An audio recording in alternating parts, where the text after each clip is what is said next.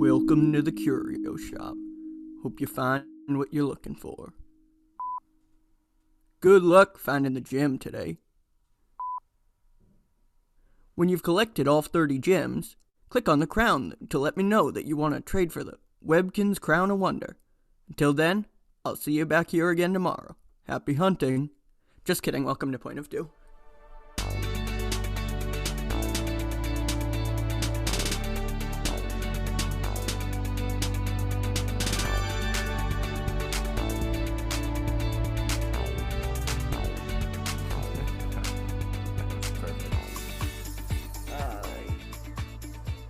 So I'm done now, right? I'm kidding. I think that was your best performance of the entire podcast. Yeah, see you later. I'm leaving. Justin, how are you?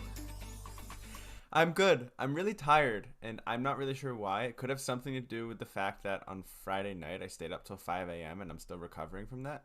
But Yikes. yeah, I'm just tired. Yeah. How about you? I'm good. I'm also tired. I worked a double yesterday, and we were going to... So I woke up... We were supposed to plan the episode today at 9 o'clock in the morning, and I woke up at like 8:55. I set my alarm for that, and I was like, oh, absolutely not. So I texted Justin, and I was like, hey, so 10 o'clock, question mark? And what was your response to that? Bless. I'm going to go back to bed. Okay. So we're both tired. What? Anything fun? Yeah, because professionalism and timeliness is important on a Sunday morning. Yes, exactly. I was going to be so angry with you that, you didn't make it to our 9 a.m. meeting. Yeah. Well, did you do anything fun this weekend?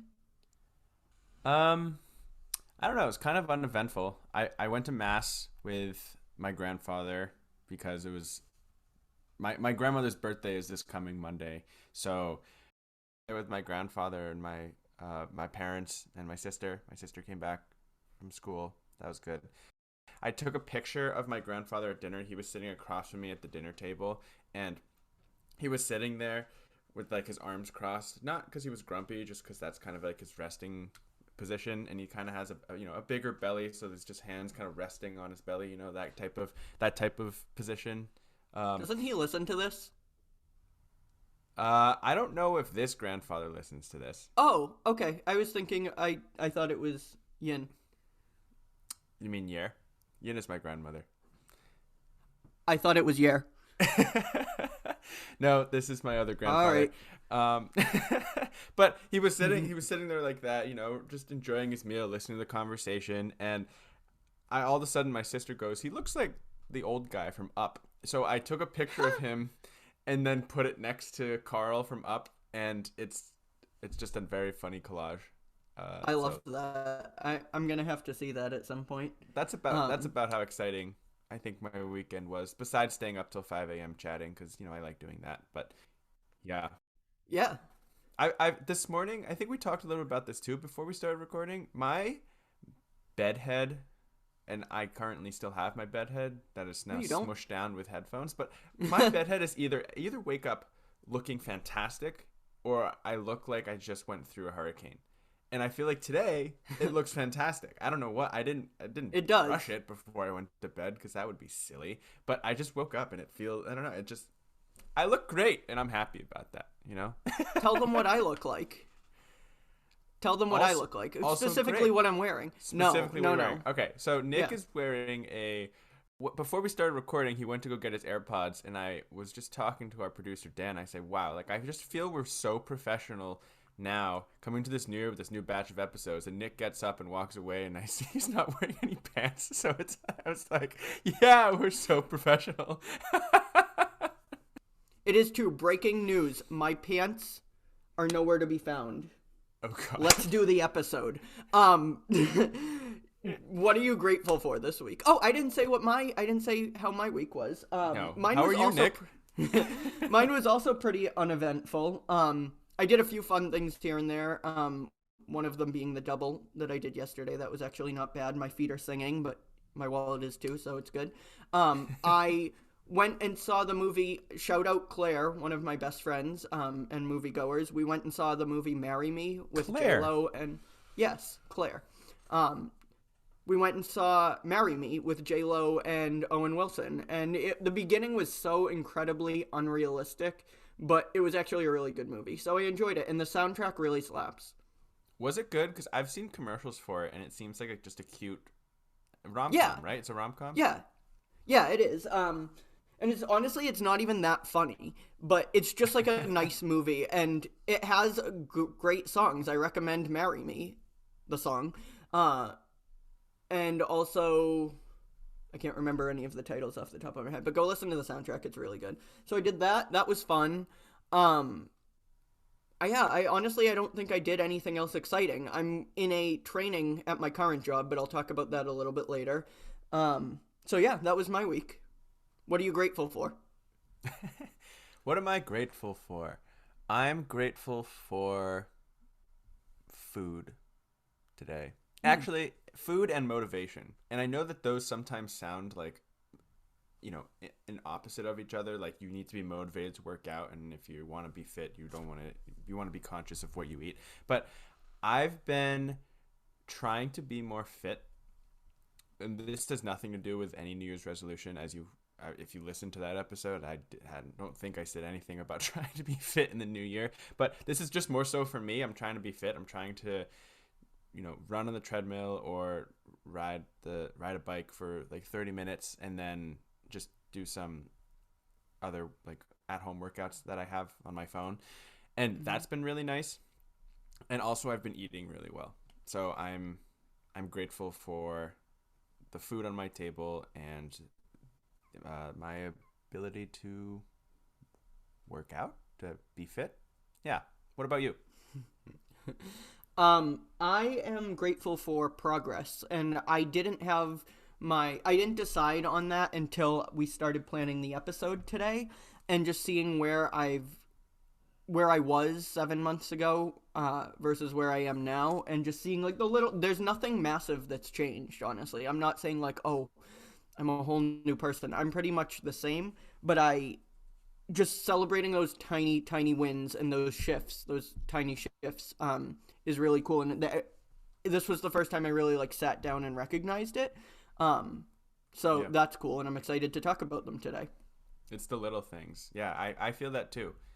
So in our first episode of 2022, we had to talk about relationships, right? Because it was Valentine's Day, and like, how could we not? In our second episode, we want to introduce Passport Edition with Zach, and I'm so sorry. What the hell was that? Can we please keep that in? That has to go in there somewhere. I'm so sorry. That was both disgusting and on brand and great. That's staying in there. Take two. I'm going to do the segue again. So in our first episode of 2022, we had to talk about relationships, right? Because it was Valentine's Day, and how could we not? In our second episode, we wanted to introduce Passport Edition, and we had Zach, who was a fantastic guest. I loved that episode, and we hope you enjoyed that episode as much as we did, and I'm really excited about that series. But I think for this episode, Nick and I wanted to kind of check in with each other and with our audience and kind of see, as Nick alluded to, how far we've come in 7 months as people. Because when we started the podcast, and very much kind of our anchor of what this podcast is anchored in who we are and where we are in our lives, right? I had graduated in May of 2021, and I can't believe May is already almost 3 months away, because then that would be a year. That's ridiculous. Nick graduated in May of 2020. And so we wanted to check back in with each other and see, as Nick said, the progress we've made since then. Right. Thank you, Justin. I was fixing my hair, so thank you for Okay. taking that one on. Yeah, no, like you said, when I pitched this idea, I was thinking about what the podcast is, and the podcast is anchored in a discussion between two people who are recent graduates navigating the beginnings of adulthood. So that's what we're going to do today. And I feel like this conversation aligns very well with our mantra, too. Yes, it does. Well, this is the learning part. We speak our truth, and we're learning our truth as we go. So thank you, Erica, for that. But to kick off this conversation, yes, I am still living in my parents' house, and I am still a bottom bunk. Justin, where are you? You're not in your childhood bedroom though, because when we first recorded, you were in your childhood bedroom. I am in my childhood that's bedroom. true. That's true. I am recording on the floor because I'm up, we call it the bonus room, but my mom yelled at me for sitting at her desk, so the spot I'm sitting in that behind the scenes video you guys got to see, I'm no longer welcome there. So I'm sitting on the floor. That's really funny. With my blue snowball microphone. We love a blue snowball. Yes. Sponsor us. What has been your experience so far? Because now you've gone through also the, living at home for a while after school, which was new to you at the time. Yes. Yes. So as I said, I am in my childhood bedroom still. Yes. But I feel like this space has morphed into more than that. It is my childhood bedroom. It is also now my current bedroom. I don't sleep in a different bedroom just because this was my childhood bedroom. It's also my home office, and it's also my podcast studio. So I feel like it's added meaning and morphed into something with a different purpose, and that has kind of helped me during this time where I am living at home, right? Like, I'm making this home work for me as an adult now, and I feel like in these last 7 months I've kind of figured out even more because I moved back home in May. So during the last however many months that is, I don't do recreational math, it's been a process of trying to figure out what's that like, what's living with my parents like, and I feel like I've done that well. An example of that is I'm trying to figure out if I need parental permission to do things or like leave the house or whatnot, right? So I've kind of realized that while I don't necessarily need parental permission, I mean, my parents are obviously going to be worried about me.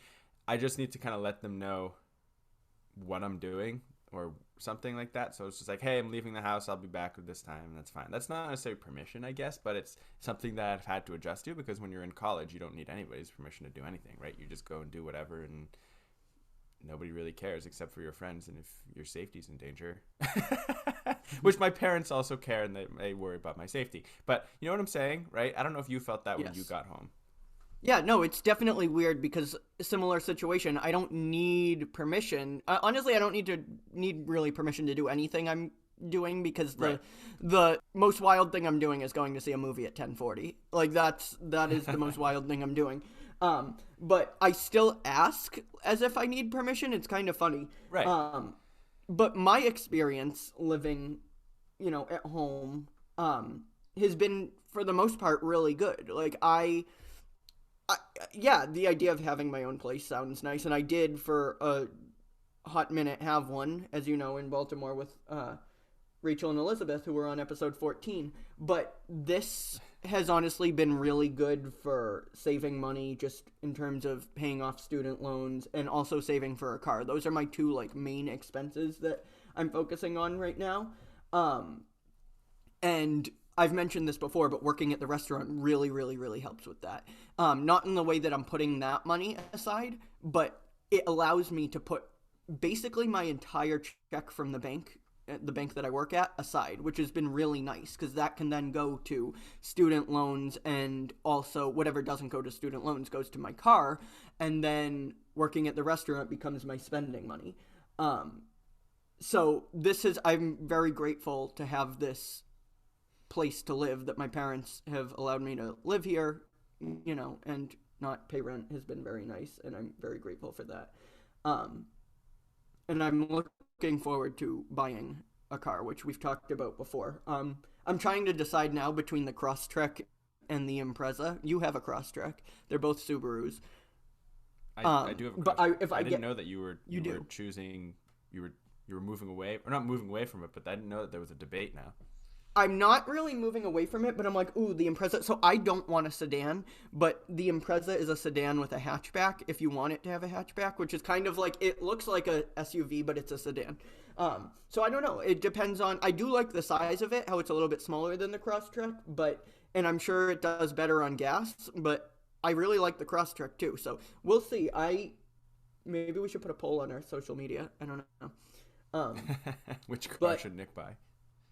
Yeah, literally. I would honestly like no, that would be dumb to use that as as my deciding factor. I think it's honestly going to come down to what's available and what is in my price range. I'm trying to get around like the 2018, 2019 version because I'd like to have this until honestly, like I'm not a big car person, so I wouldn't mind having this when I have kids, like when I have little kids, obviously. Like Right. I'm not going to have this for like 20 years, but uh, You mentioned yeah, saving money too, and I feel like that is a huge. It's not even really a factor that I thought about too much, only because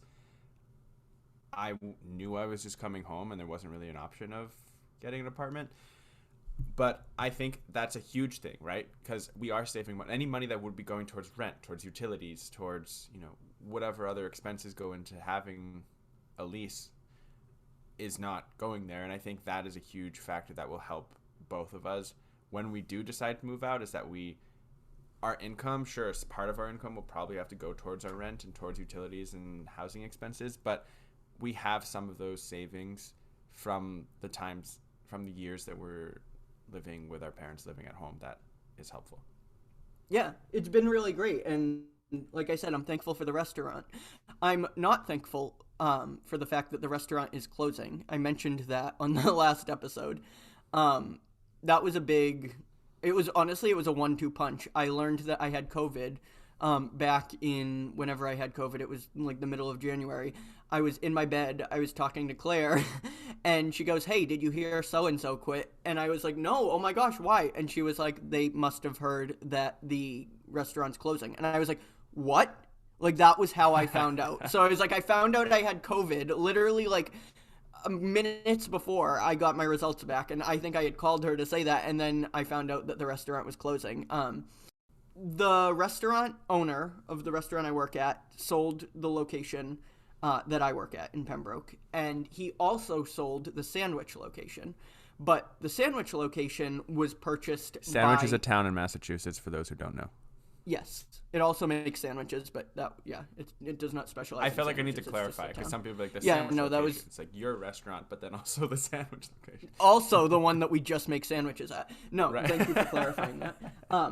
The person who bought that works in the company that I work at now. So basically, what's happening is a lot of people are going to that company. That company and that location.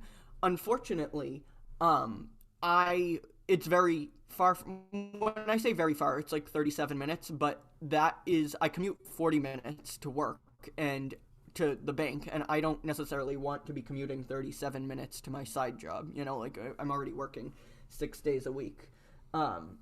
So we were all offered to stay at the or at the same location that we work at now. The new owner, who's opening a different restaurant, offered us to offered anybody who wants to stay the option to.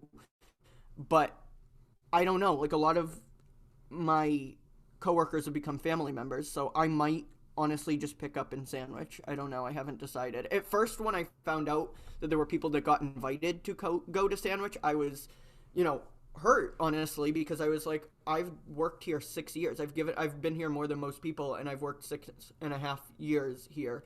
But I have come to the realization that I'm not on the schedule right now. Anyways, I only pick up. So inviting me there, like the people that got invites are on the schedule. So Yeah, work it's there not full time. yeah, so like it's like, hey, do you want your shift at Right. this place? But I Right. don't have a shift. Like, and that's so, and they're very, I'm happy to just be able to pick up. So I would like to pick up there. And I've recently asked if I could, and I think that's going to be okay.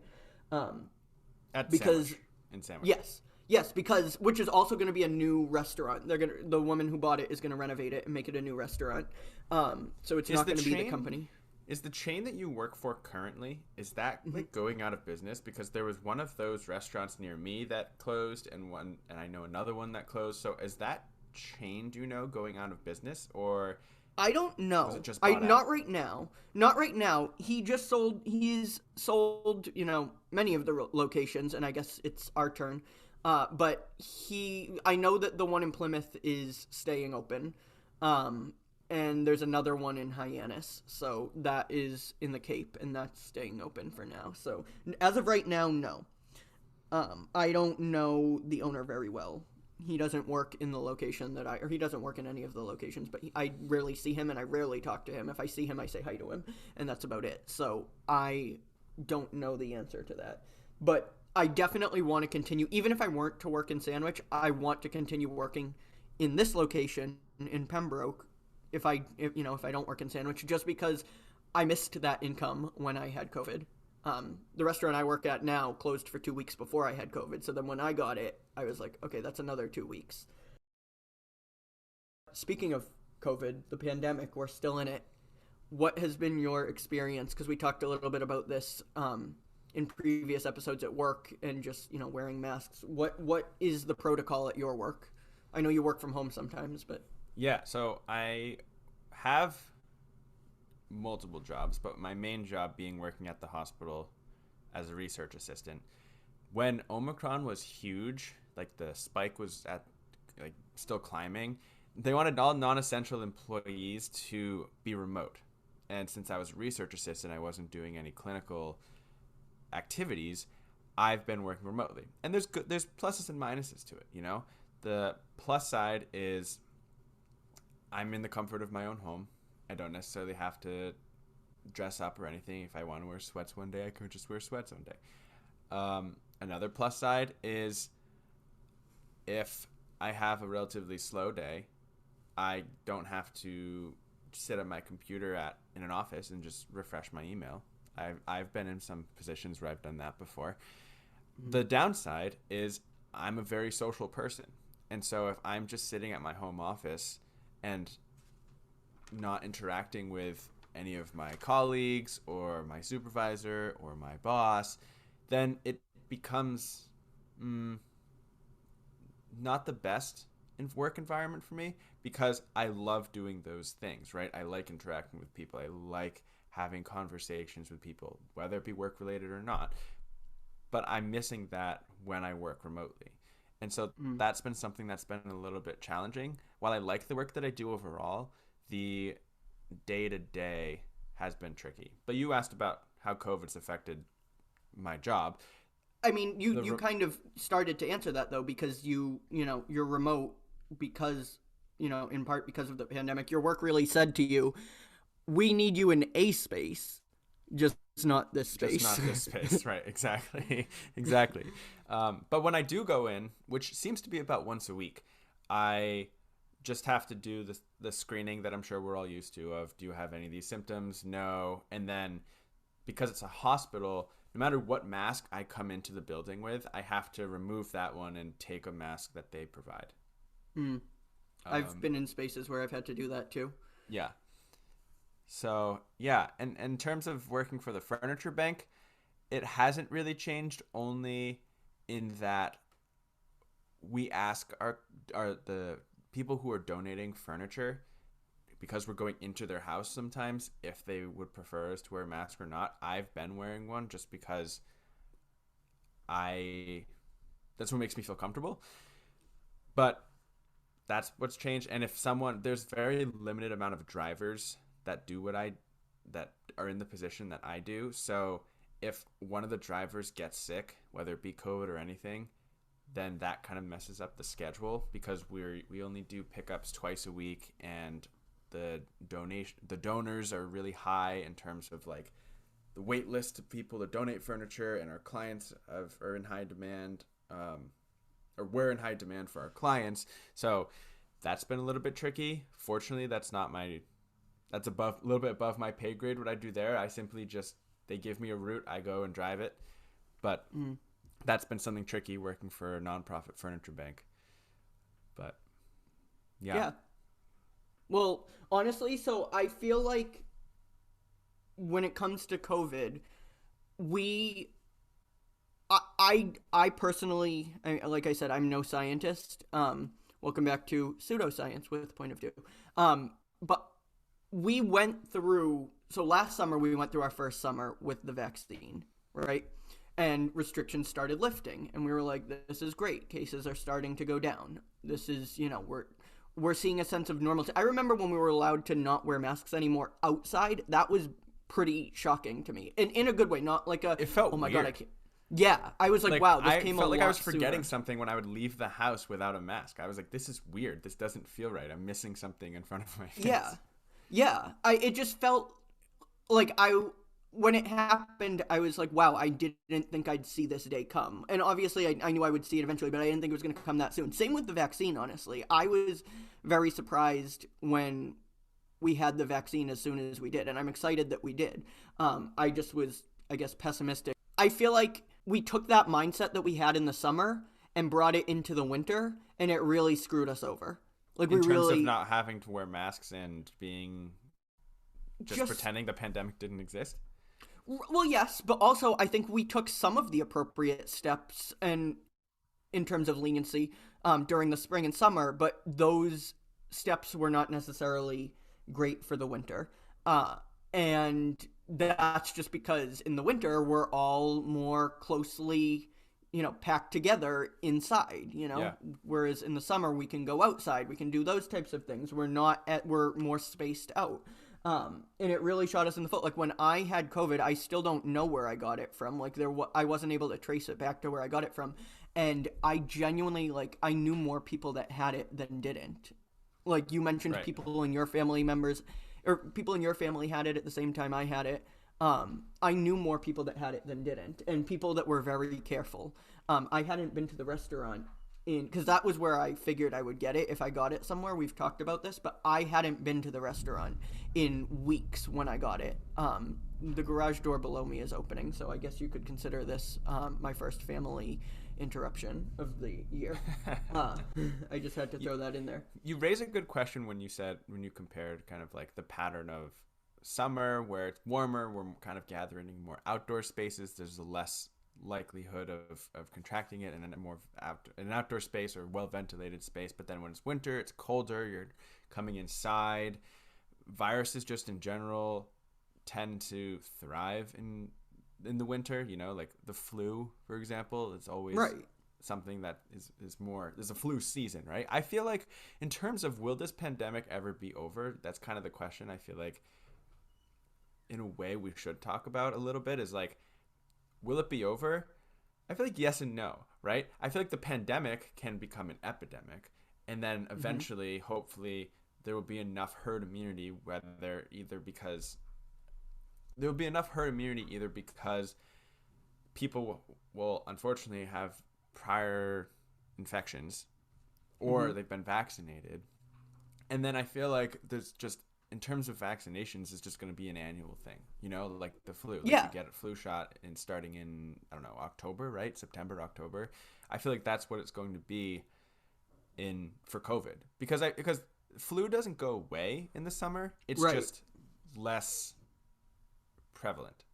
Right. And I don't personally think we're at that point yet where it's like, okay, it's no longer this big pandemic. Like we're still in it, and that's why I continue to wear a mask because there are people that can get it who well we can all get it, but there are people who will get it and they're immunocompromised and won't have as easy of a time and can, are more Right. susceptible to death, honestly, Right. because of COVID. And Um, how I picture it is like, we talk about spikes and variants, I feel like all the time, mhm. and I feel like the reason why I compare it to the flu is because I feel like the spikes in terms of the flu, the pattern in terms of like epidemiology, and by no means am I an epidemiologist. I feel like the spikes are in the winter, they start going up, right? And the variants we talk about is why we need a new flu vaccine every year because there's Right. a new, quote unquote variant of the flu, which becomes the dominant variant of the flu Mhm. every every year. So I feel like that's if we can get COVID in that line of illness, I feel like we'll be in a good position.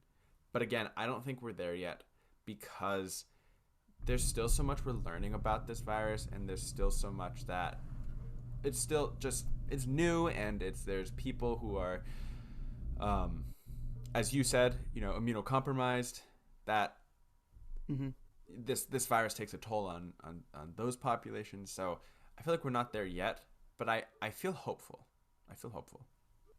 Yeah, I do too. My hope for the next winter is that we've learned from the first one. Um, Usually we don't learn, but If you don't learn from history, it's bound to repeat itself, right? yes, and we're seeing it happen sooner rather than later.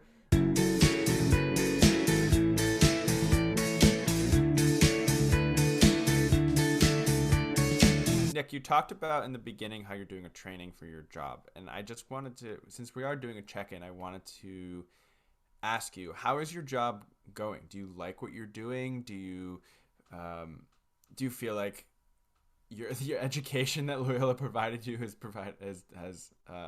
given you a good foundation with your job? I've talked a little bit about mine, but I can talk about the ins and outs of it. But talk about your job. I'm curious to see what you think. Okay. So I do love my job at the bank. That wasn't what I was saying no to. I was saying no to, do I think Loyola provided me with the foundation? Yes, like I came in feeling prepared, but I'm still struggling with the idea that it was that amount of money that I paid to get here when the training, like the bank trained me very well in what I needed. I don't know if we've talked about this on the show before, but I feel like there's the whole thing of, sure, in a classroom you can learn a lot, but what you learn in a field actually within a position is going to be, X amount of times better because that's actually what you're doing. Right. I think Loyola gave me the piece of paper to get myself in the door, and I think that piece of paper was worth hundreds of thousands of dollars. Which that's the frustrating part. But I feel like just in terms of life right now, I feel like I have a firm, if life is a rock wall, right? I feel like I have a firm hold on at least one of the rocks on the wall. I'm still looking for the other three to put my, I guess, hands on and my other foot on. Like I'm 75% of the way to the car, which is really cool. I've never bought something that big for myself. And the reason I haven't, like I've been driving my dad's car. He actually just bought a new car, but before that, my sister or I were driving him to work and I would take his car to work. But I'm 75% of the way there, and I've been able to, my goal is to not have a car payment. I want to just pay it off in full. So that's why I haven't bought it yet. When I say I'm 75% of the way there, I'm 75% of the way to just buying the car, which is really cool.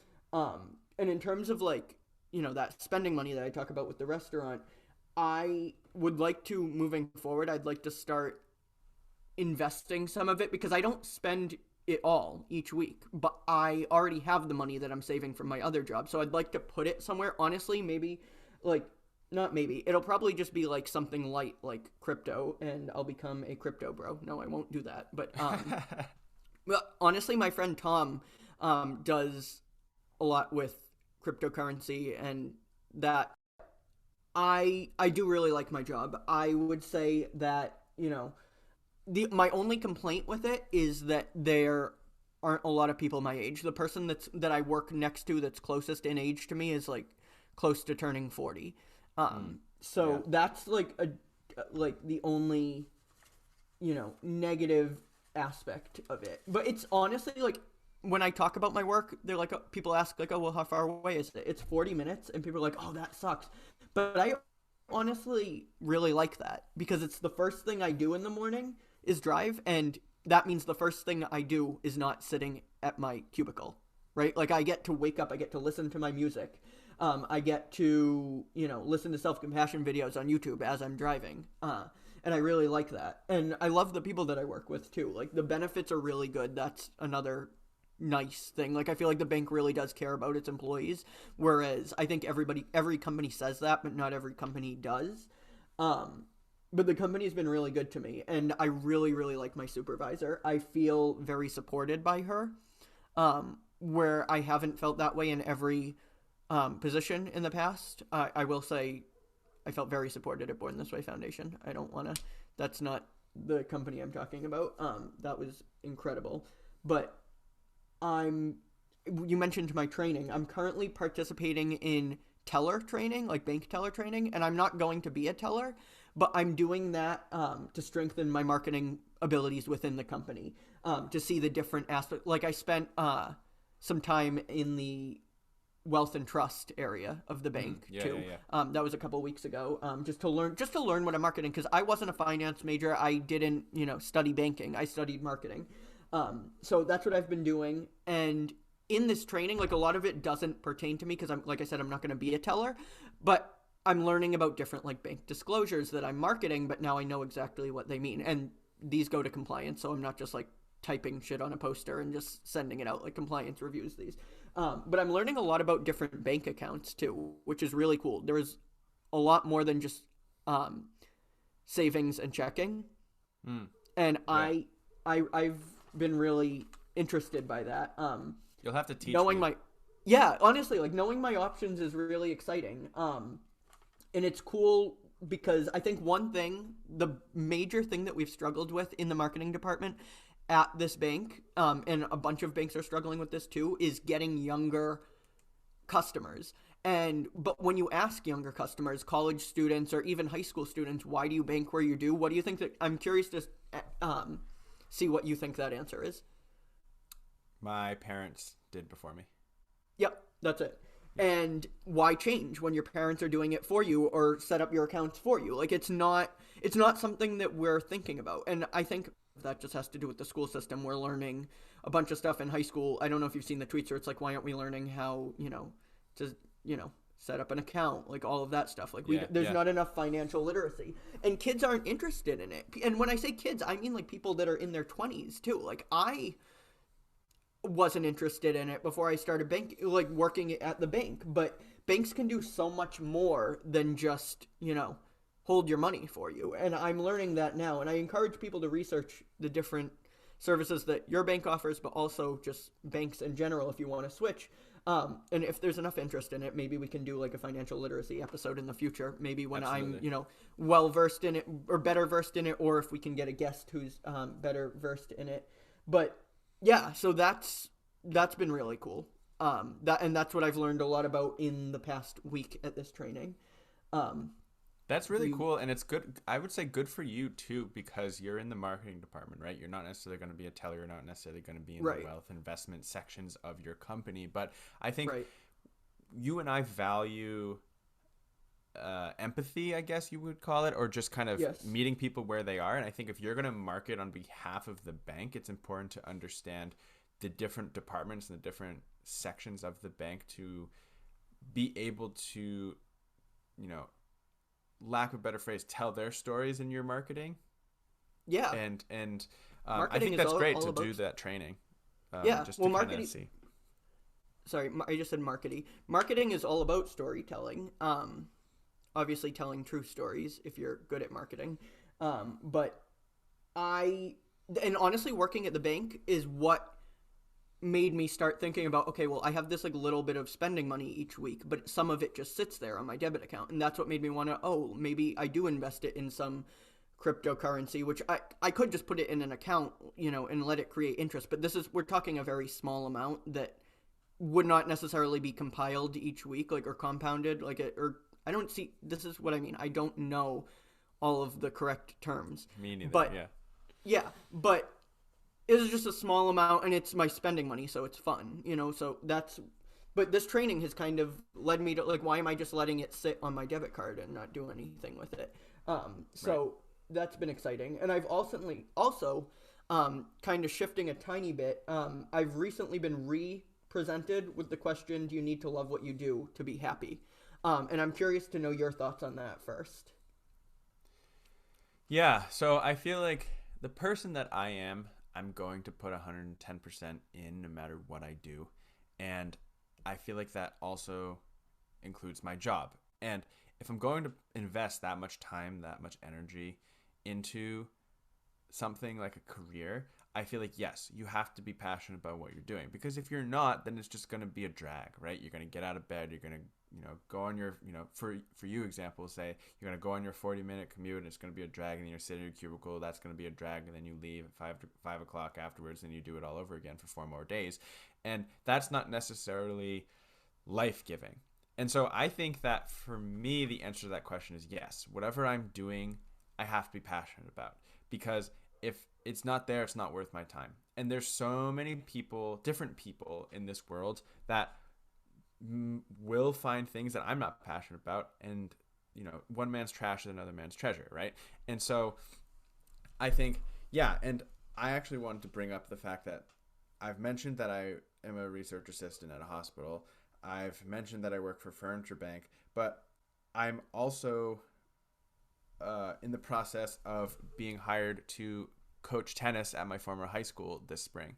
So that's something else that I'm really excited about starting because that's something I'm passionate about. I've mentioned that I've been playing more tennis since being home, but being able to kind of be on the opposite side of that, take my knowledge of tennis as a tennis player and give that back to some of the students at my former high school, I think is going to be really exciting. So I'm really excited to start creating a tennis program at my school, because I feel like there's a middle school team, there's a JV team, there's a varsity team, but they haven't really been coherent in terms of development as a player. So I'm going to be coaching the middle school guys. It's an all boys school, but I'll be coaching the middle school guys, and I'm really excited to kind of be at the beginning of that program, be the foundation, and we'll see where that goes. But yeah, I think that's really important. And my jobs, as I said, sometimes the day-to-day is really slow, but overall the work is important. That's something that I've kind of realized is, okay, this is what I don't like about my current positions, which is almost, I think, just as important as understanding what you do like in a position. And that's kind of the information that I'm taking and propelling me forward to figure out what comes next for me. Yeah, interesting. And you mentioned how some people who might love one job, other people might hate it. I think perfect example, working in a restaurant. Like for me, it's life-giving, but a lot of people find it soul-crushing, and they haven't even done it. But right. But that's why I stay there, because I love the people that I work with, and I really enjoy the job a lot. Right. But I think I've offered this before, but for people that don't necessarily love their job, obviously you don't want to be miserable, but I view work as what allows me to do what I love and not necessarily what I love itself.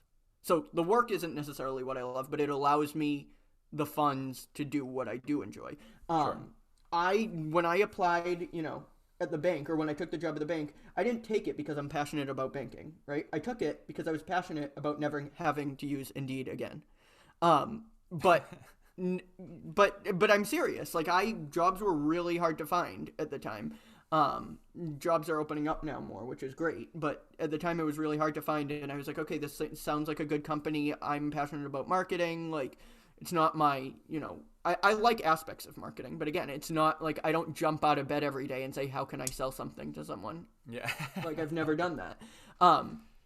But if it gives me the ability to do what I love, and what I love is, going to movies with my friends, going out to dinner, being with people. Like, I am an introvert in terms of the way that I get my energy from being alone, but when I'm charged up, that is the stuff I like to do. It's like that work hard, play hard mentality.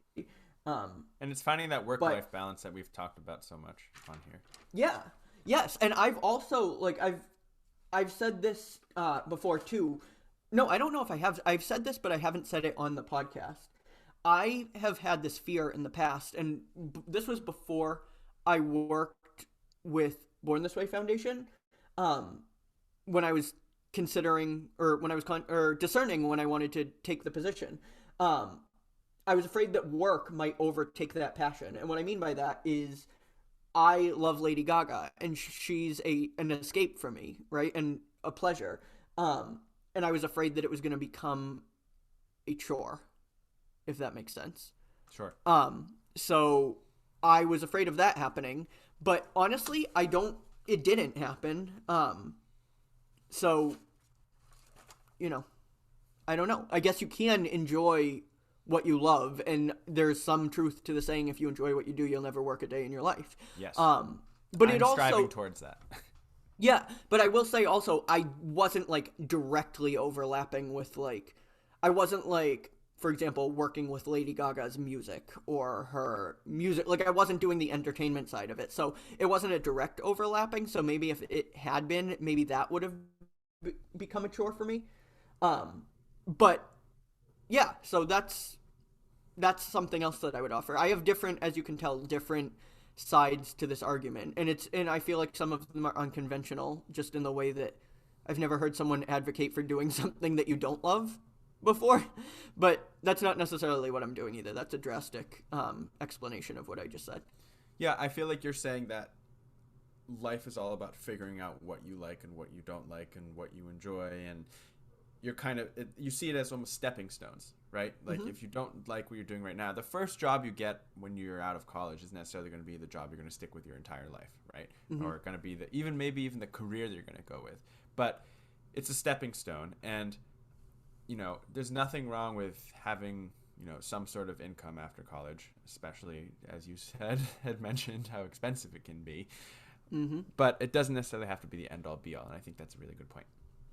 Yeah. So thank you for bringing that up. In You're the welcome. last couple of minutes of the episode, I want to talk about friends, because we talked a little bit in the past about what's it like to make friends after college, right? Because you have all those structures in place where you have the clubs and organizations that you're a part of, and that's how you find people with common interests. But when you're in the real world, it's like, okay, you have your job, but I work remotely a lot, so it's difficult to make friends there. You have made some friends at the restaurant, assuming similar age there, which Yes. is nice.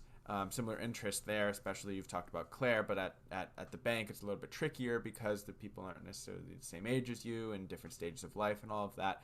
So Right. I want to ask you, how have you what is your friendship what have your friendships been like? Have you made new friends? Have you more so just kind of maintained older friendships? What's that been like? So it's funny, the only real new friendships I've made, aside from the new, like when the Cedarville location of the restaurant closed, a bunch of them came over to the Pembroke location that I currently work at, and I've become friends with them. But that wasn't like me going out and finding friends. That was just new people came in.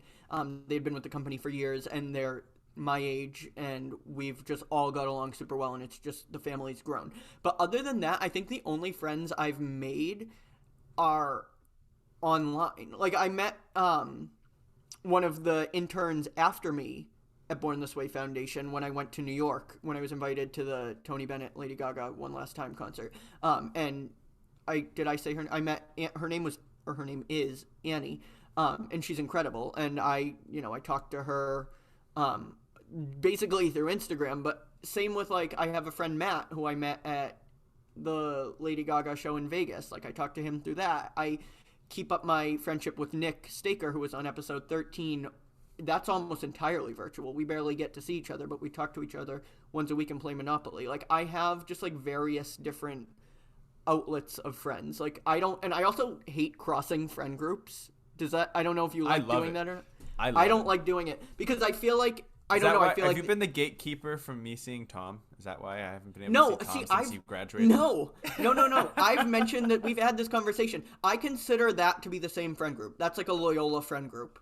But it's just, I mean, I guess now they're two separate. But like the three of us have hung out before in a larger group at school. But no, I feel like at that point you become the, like, you meaning myself, become the, like, the host in that, no matter what you're doing, and it becomes your job to, like, make sure the groups are clicking, and that's a very stressful thing for me. I just drop my friends in the middle of a situation and just let's see how this plays out, like Right, and I'm happy to be that friend that's in the group and doesn't know the other friend. Example, Lauren. Like, I met Lauren through you, and now I consider her a really good friend. But I would find it very stressful to be you in that situation and have me on one and then Lauren and not know each other. So that's I hate that position.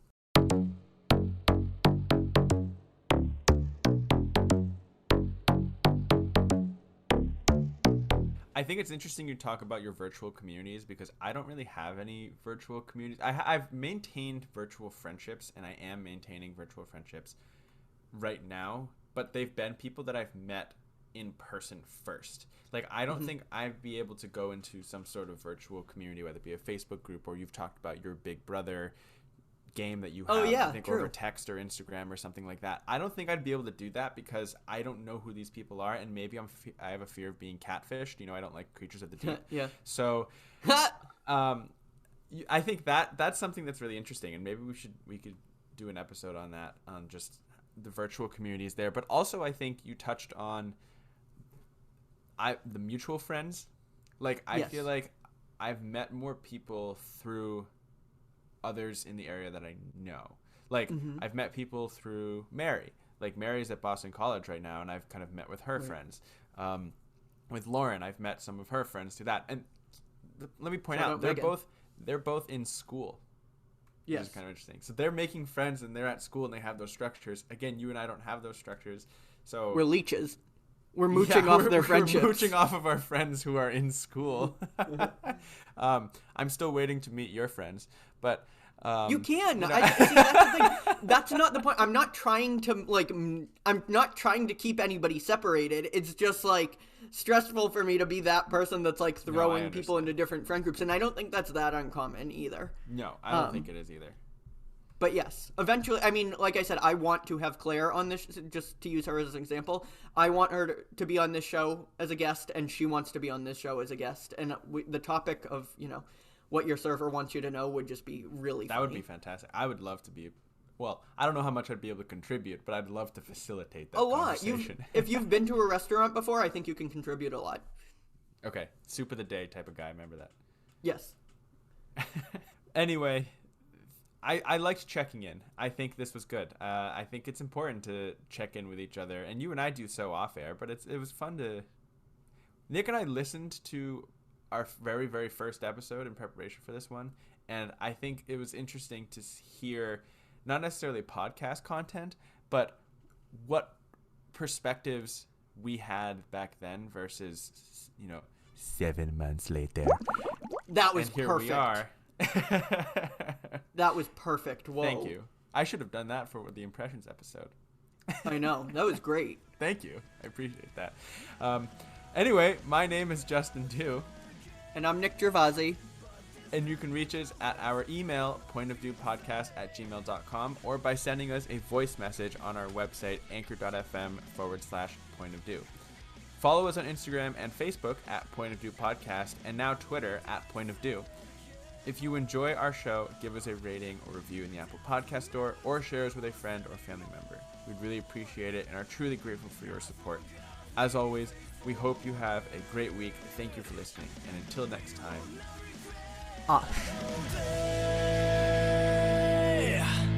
We have believed that we could make it through.